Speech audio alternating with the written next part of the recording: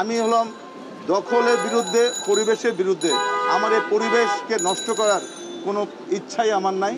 আমি যেখানে বসিলাতে গিয়ে খালের উপরে 10তলা বিল্ডিং যেখানে ভেঙে দিচ্ছি, সেখানে তাজউদ্দিন পার্কে কে বা কাহারা বললেন যে এটা দখল হয়ে যাচ্ছে।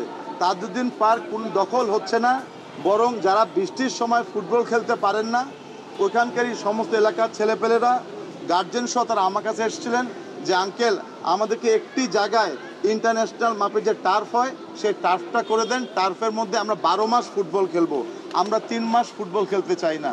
এই টার্ফের একটা উদাহরণ এই মাঠের সামনেই কিন্তু আছে, আপনারা তোমাকে দেখতে পারো 4 নম্বর সেক্টরে 10 গজ হাঁটলেই কিন্তু এই টার্ফ আছে। এই টার্ফের সুবিধাটা কি হচ্ছে, বর্ষাকালে কাদা হয়ে গেলে ফুটবল প্র্যাকটিস করা যায় না।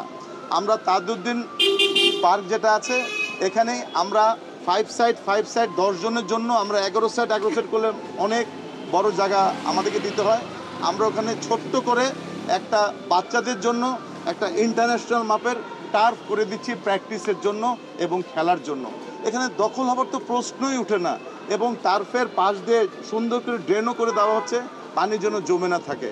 আমরা যা কিছু করছি, আমি একটু বলতে চাই এই মেয়র এবং আমার কাউন্সিলররা, আমি হলাম দখলের বিরুদ্ধে, পরিবেশের বিরুদ্ধে। আমার এই পরিবেশকে নষ্ট করার কোনো ইচ্ছাই আমার নাই। আমি এটা নিয়ে অনেকে আমাকে বলেছে, যখন তাদের সাথে কথা বলেছি তখন তারা বলেছেন আমরা বুঝতে পেরেছি। এখন আমাদেরকে তো বুঝতে হবে টার্ফটা মানে কি। গুগল করলে তো বোঝা যায় টার্ফ কি, গুগল করলে বোঝা যায়, যে কেউ গুগল করলে বোঝা টার্ফ। কারণ টার্ফ করে দিচ্ছি খেলার জন্য, আর বাচ্চারা ওখানে এখন যারা খেলছে একটু বৃষ্টি হলে কাদামাটি হয়ে যায়, শুধু কাদামাটির মধ্যে তারা খেলতে পারবে না।